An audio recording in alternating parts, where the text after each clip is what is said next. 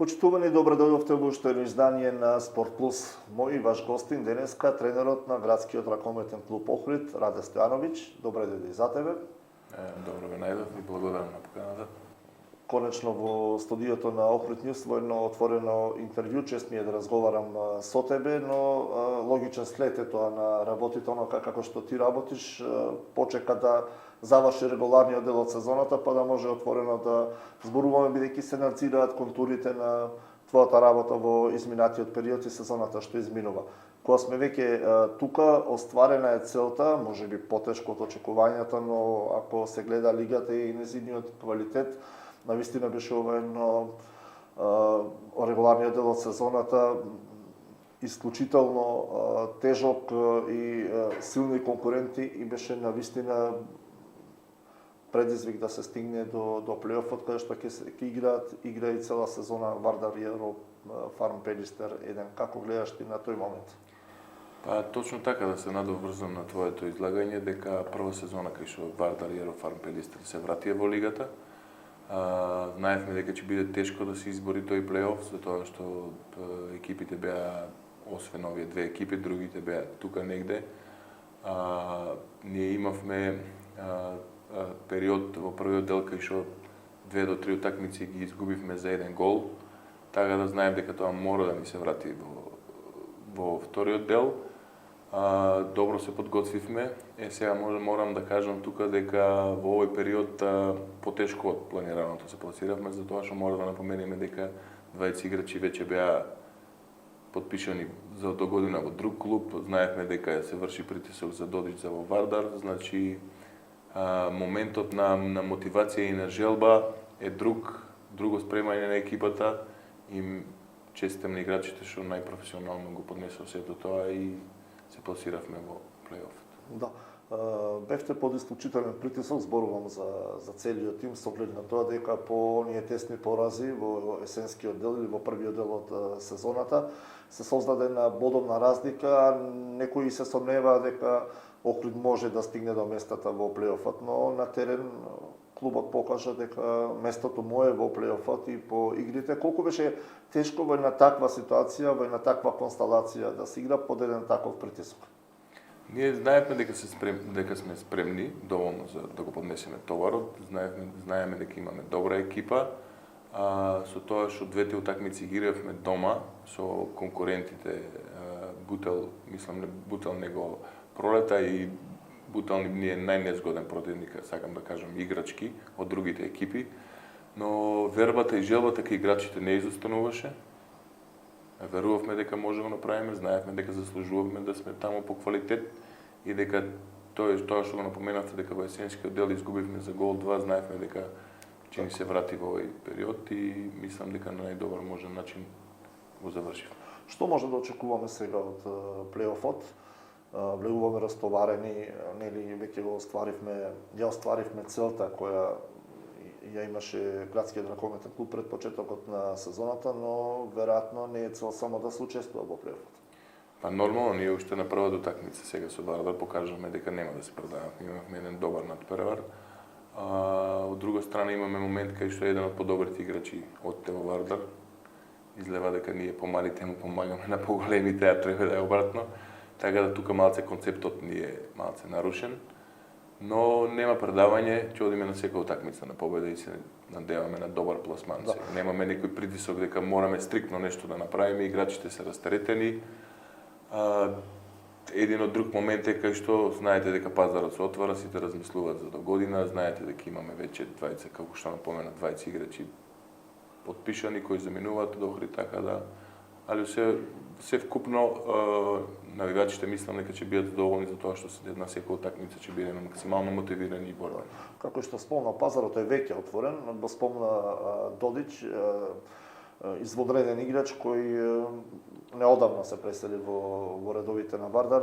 Веројатно Охрид ќе беше многу посилен и подцврст противник воопшто за сите конкуренти во плейофот, доколку Додич беше во неговите редови, можеби амбициите ќе беа тогаш поголеми. Како гледате на овој потек на заминување во овој дел од сезоната?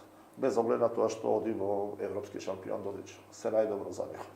Гледај, тука можам да кажам дека имаме среќа што Додич некако дојде во Охрид. Така се поклопи околностите, знаете дека Михаел Ивановски ни замина на почеток, така да имавме прилика Додич да го донесеме, го донесовме.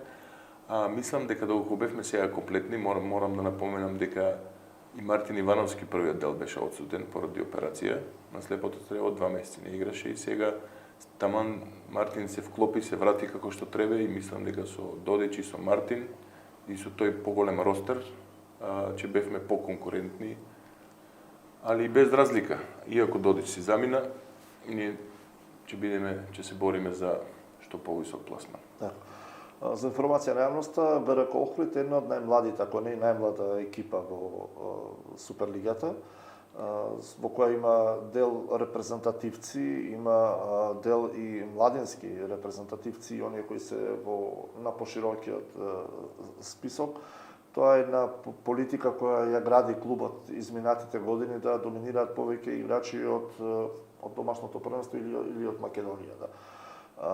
Но, како што спомнавте и сами, добар дел од нив или подпишале за некој друг клуб или најавуваат заминување. Како натаму?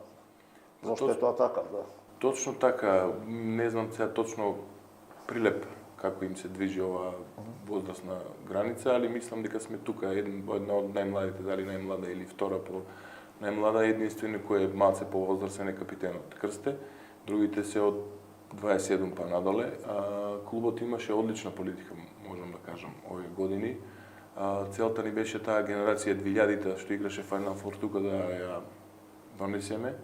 Со Додич имавме среќа, морам да напоменам дека и на Мартин Серафимов му беше понудена соработка. Не ја прифати од различни причини, доколку он дојдеше, че беше склоп на една генерација 2000-та. Вклучувавме секоја година од младите категории, морам да напоменам со Михаел Ивановски кој замина. Еден период имавме репрезентативци во сите категории, пионерска, кадетска, младинска и на поширок список. Имавме и двајца кои беа на светско првенство во Египет, да го напоменем и Даниловски, кој не е више дел од нас, со Михајло Младенович кој беа на тоа првенство. Сега моментот кај што Мартин Ивановски има, знаеме дека има подпишано за Педистер 2, Младенович оди во Алкалоид, некои од македонските играчи се веќе на пазарот, гледаме дека Николов има доста голем напредок.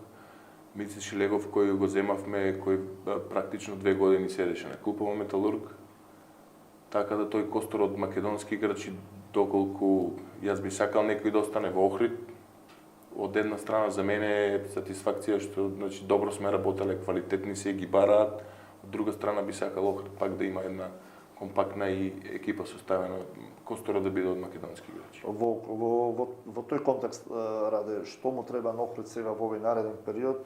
И прво и основно прашање, дали Стојановиќ останува во Охрид, кои се вашите планови во иднина? Па во разговор со новото раководство, пријателски и спортски, дојдовме до заклучок дека тоа што беше зацртано, јас мојот план го изработив овие 3 години и за до година најверојатно ќе дојде некој нов на моје место, јас имам некои други планови. Благодарен сум на Охрид за овие 3 години. Него сигурен сум дека тоа што беше барано од мене беше зацртано и исполнето во секој поглед.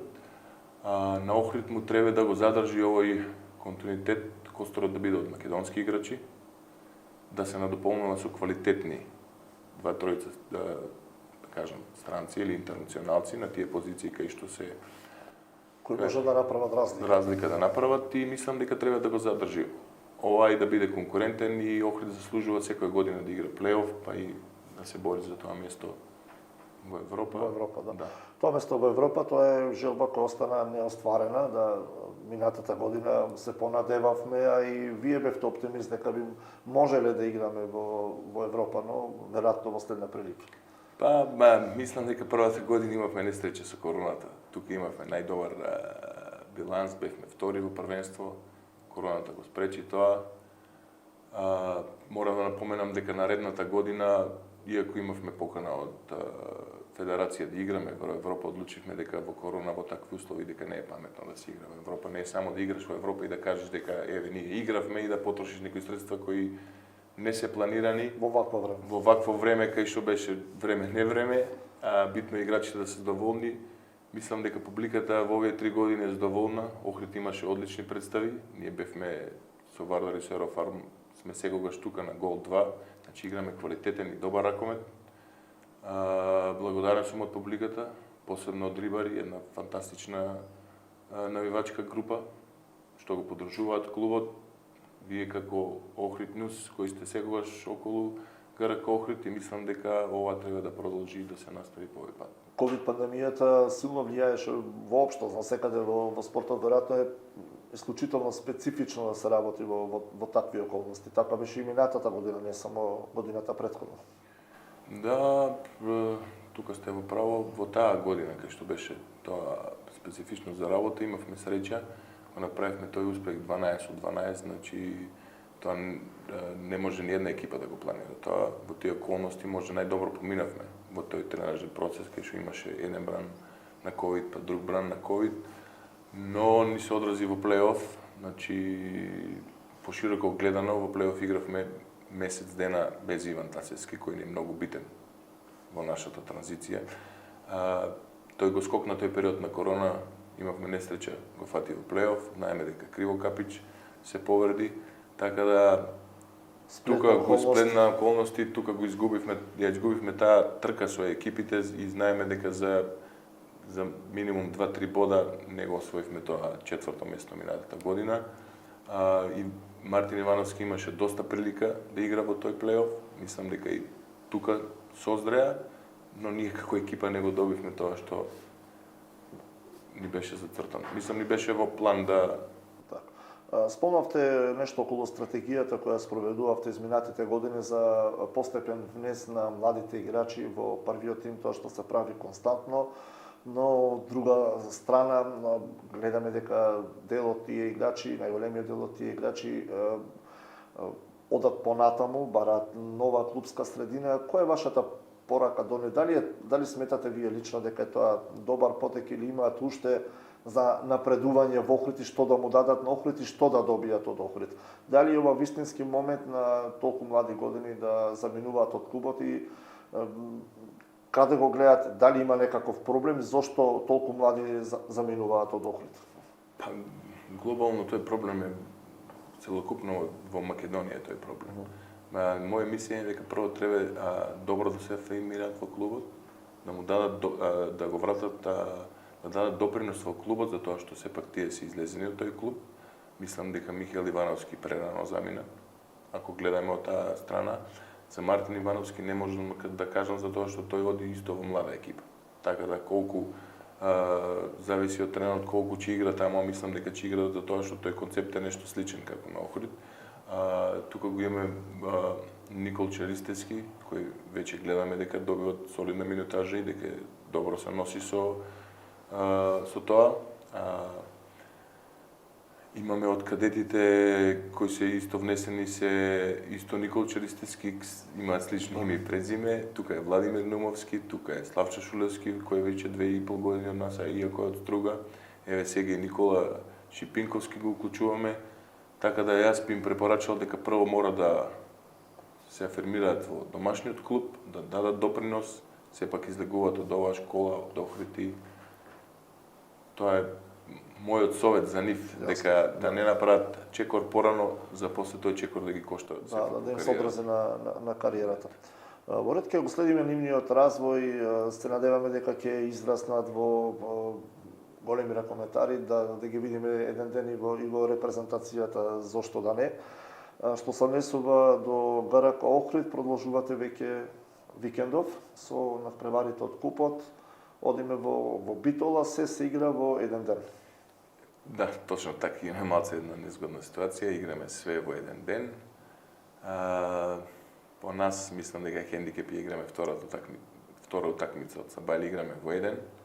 Со Драчево. Со Драчево, да, најверојатно ќе играме, не најверојатно, сигурно играме со победникот од Калуит и Ерофарм Пелистер, мислам дека ќе биде Ерофарм Пелистер, без подценување на Калуит, кој има исто квалитетни екипа, али гледаме дека Пелистер е во нагорна линија. Со победата на Даек се пласираме меѓу 16, така да најверојатно во 7 ќе играме со нив финале во таа група. За нас е хендикеп ги имаме во неколку сати тие две утакмици. Ростерот е тој, али не се предаваме че одиме на изненадување. Не личи на Охрид да се предава. Да, не, во никој случај. Исто како што игравме со Вардар, че даеме максимум сега и со нив. Зборува за лигата, за првенството, спомнавме исклучително силно, бидејќи од почетокот игра и Вардар и Еврофарм Пелистер.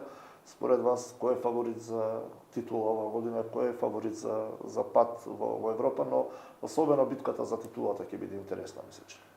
По мене мислам дека Вардар е поквалитетен тим, поголем ростер на играчи, а од друга страна мислам дека и психичкиот момент, психолошкиот момент уствари, пошто гледаме дека Пелистер и Еврофарм веќе се на исто таму 5 играчи на заминување. Вардар има блага предност во однос на поени.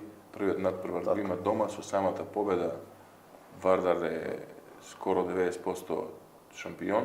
И во некој сегмент е, може да се каже, во фаза на стабилизација по се што му се случи изминатата година. Да, така да по мене фаворит е Вардар за титулата. Нормално дека не го отпишуваме Пелистер. Али од друга страна па екипите кои што се борат за Европа, видовме дека Бутел со овие 3 бода што ги зема во Пелистер 2, дека е еден од посериозните кандидати и мислам дека за тоа четврто место ќе се одива голема битка меѓу нас, Пелистер 2 и Тиквиш. Репрезентацијата ја следите, се разбира, имаме континуитет повеќе од една деценија на пласман и играње на големи надпреварувања на европски, на светски првенства. Ќе биде сега во наредниот период исклучително тешко, бидејќи ќе добиваме потешки противници во самиот бараж за пласман на големите надпреварувања, но отпочнате еден процес, и тоа ми беше поентата, на подмладување на репрезентацијата, кој некако ми се чини се уште бавно ни оди, или дали е впечатокот дека потребна е поголема храброст, прашањето ми е дали е потребна поголема храброст, да се направи подлабок рез и да се почне да се гради една нова генерација на која ќе треба време, ќе треба да се остави простор, или ќе се комбинира како и досега со дел од поискусни и повозрастни играчи да доминираат и дел да бидат помлади играчи. Не може да кажеме дека Талевски и останатите се веќе млади играчи, бидејќи тие се по 25-6 години, не се тоа таленти кои доаѓаат, туку се играчи созреани кои веројатно го достигнуваат и својот максимум. Па мислам Кузмановски, Талевски, да, мислам врзано на твоето на првиот дел од излагањето, мислам дека точно така се помладува репрезентацијата и мислам дека не треба да се ослонуваме више на оние кои што се постарите и поискусните и ние не треба више да ги бараме, да гледаме, да бараме калибар на играчи како Кил Лазаров, Филип Меркуловски или не знам Стојанче, да, ние треба моментално со тој квалитет што располагаме тие играчи да го дадат својот допринос. И максимум. Така да треба да бидеме среќни и реални за секое народно пласирање на некое големо надпреварување, затоа што за да создаат овие играчи, ние имаме, од категоријата на Талевски и Кузмановски, но тоа ние имаме многу мала ростерни играчи од таа генерација. За да создаат другиот дел кои доаѓаат, кои стварно имаме квалитетни, ќе мора да почекаме 3 до 4 години за да го бараме тој успех што го направи претходната репрезентација или да бидеме блиско до европските репрезентации. Значи тоа е еден процес кај што секое наше да се повторам, секое наше пласирање некое големо надпреварување ќе биде успех. Значи ние сме сакаме во момент да се израдуваме да направиме нешто, али мора да го согледаме реално квалитетот на играчите и колку тие играчи можат во моментот да дадат. Да, но знаеме како јавноста е нестрплива, сака инстант успех, секој можно преку нек, но ништо не оди преку нек, особено не во спортот. И кога станува збор за процес на подмладување во каков што се наоѓа македонската репрезентација. Имаме добри генерации, 2000-то, 2002-то, 2004-то, но за тие репрезентации треба период, како што требаше за мојата репрезентација период, ние имавме Добро, имаме некои хендикеп кај што низ квалификации созревавме. Овие генерации созреваат на такви европски првенства или светски. Нас ни требаше долг период, се надевам дека на нив ќе им треба еден помал период од 3-4 години за да дојдеме на тоа ниво кое што го имаме, ама треба да бидеме стрпливи и треба да бидеме сите координирани, да работиме сите тренери во интерес на репрезентацијата, затоа што без тоа мислам дека нема успех. Раде Становиќ беше тоа во Спорт Плюс на Охрид Нјуз. Ти благодарам за издвоеното време, ти посакувам успех натаму од твојата тренерска кариера, каде и да заминеш. Ви благодарам и на вас на поканата и на тоа што не бодрите сите овие години што сте со клубот ГРК Охрид. Благодарам јас, а вас ви благодарам на вниманието. Пријатно.